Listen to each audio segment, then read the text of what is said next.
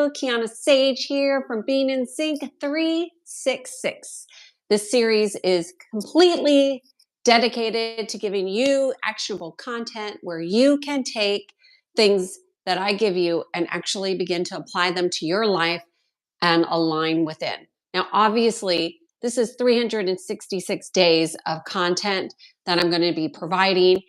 You're not going to be able to give it all or do it all. But if you can find some gems in the things that I'm sharing with you and apply them, you will make a lot of progress on your own. It's always helpful to get help, but I know a lot of people want to do things on their own. I know if I was given this content when I was out of alignment, I would have taken it. Although if I could have, I would have paid somebody to help me do it faster. But today's topic is about alignment.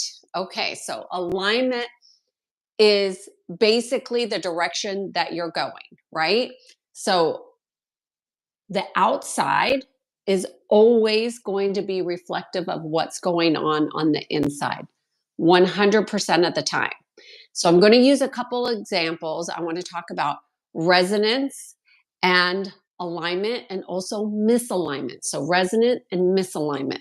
So let's just say you are aligned in some areas and then misaligned in other areas. So let's just say you are somebody who has, I'm going to give you something that happened, a story that's really a real life story of clients I've had. So when you have lessons to be learned within your soul, it will come up in spades, meaning it's going to be everywhere in your life. It's going to be at work. It's going to be in your personal life. It's going to be in your relationships, in your friendships. It's going to show up everywhere. It's going to be sprinkled. And at first you're not going to see it everywhere. But once you realize that it's your lesson, then you're like, "Oh my gosh, this is so big." And you may not even know what to do. But here's a couple examples. I was going through a period of my life in which I had to learn really how to deal with narcissistic people. And, this is not people that are technically diagnosed. There are levels of narcissists, which I'm going to do a series on narcissism. But here's the essential thing is when you get a lot of people in your life who have a particular way of being, like a narcissist, very ego driven, right? So they're not connected, period. Anybody in ego is in a disconnection from their heart. That's everybody. It doesn't matter if they've been labeled a particular thing. When you see that, that is an attunement or an alignment for you. So if those people, like, let's just say for me, I'm an empath, a telepath, a healer, and I'm helping people to heal, and I'm with people who are disconnected, right? So those are disconnects. So that means that something within me must be disconnected in order to be in resonance with somebody like that. So you may have termed it a misalignment, but those misalignments are also redirecting you always to where you're aligned within. So alignment is always going to show up in your outer world. So let's just stick with that narcissist theme. So I noticed I had this theme of narcissists. So I was like, okay, bring it on. Before I knew it, I had two owners of a company. They were partners in a narcissist support group. Okay. The first narcissist came to me to talk about her narcissist ex-husband. Okay. So she was a narcissist, but thought her ex-husband was a narcissist. See, they always think everybody else is the narcissist. The narcissist never has the problem. She had such a good experience that she had her partner come to have a session with me, who was also a narcissist running a narcissist group. Okay.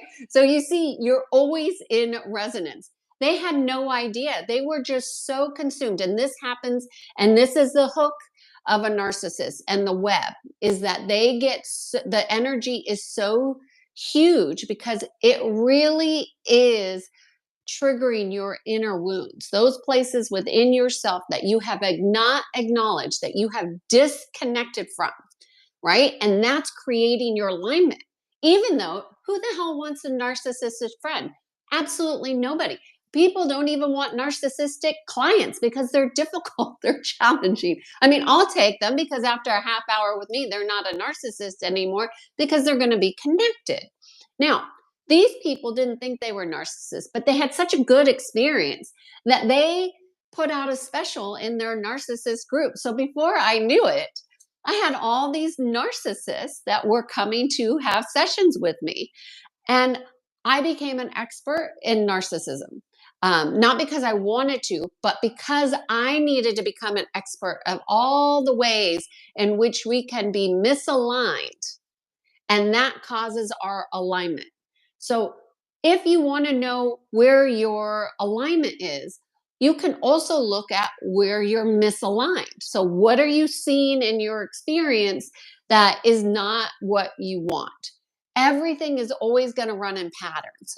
Always, always, always run in patterns. It's not going to be just one thing that there's just this one boss that I don't like and that I have a conflict with. No, if you have conflict and drama, it's going to happen in your personal relationships, in your friendships, everywhere with your family. It's not about them. It's always going to be about you and what are you resonating with. And I think this is the biggest misunderstanding about alignment and resonance is that it's non-judgmental, meaning the energy has no judgment whatsoever. It's just what it is. And what it is a reflection of where you're at. And when you can look at things as a reflection without judgment, then you can begin to shift them easier. The problem that most people have is that their mind gets involved and they don't want to see themselves as misaligned. Like they're the ones with the problem, they're the narcissist. No, no, no. You're resonating with it. Whether you were born into it or it's a job situation, you are resonating with it. So until you address where you're misaligned within, another way of looking at it is where you might be disconnected with it. That will tell you what's happening. So always look at your outside world and what is reflecting, what doesn't feel good, what is not exactly your preference, and you would like to address within yourself. Let's see if I can come up with another example. A lot of people focus on what they don't resonate with or dissonance. Okay. So I resonate with this, I don't resonate with this. That it doesn't work like that. Because resonance is not about a preference, right? It's not an intellectual choice ever. It is always an energetic frequency. So it's not about choosing, I'm choosing to resonate with this, or I'm choosing to resonate with that, or I don't resonate with that. It's not about that. It's always going to be about a frequency and a feeling. And if you have not been able to access your feelings, meaning you don't feel comfortable with expressing them, or maybe you're too comfortable expressing anger and you're not expressive in vulnerability, you need to find more of a balance and stability. The emotional body is always going to be an indicator of resonance, not your intellectual mind, where your ego can infiltrate and redirect you. So, this is the video on alignment. I've really dumped a lot here. What I would suggest is looking at simple things, looking at things that you feel are misaligned. It's really easy to identify misalignments. What don't you like? Where would you like there to be a change or adjustment? You could probably find 4 or 5 different things. And then you want to look at what pattern that is, and then you want to make a conscious choice to shift that. Okay. You don't shift resonance with a conscious choice, you shift resonance with conscious action and behavior. So, cheers to being in sync. My name is Kiana Sage, and I guide people to peace. Have a great day.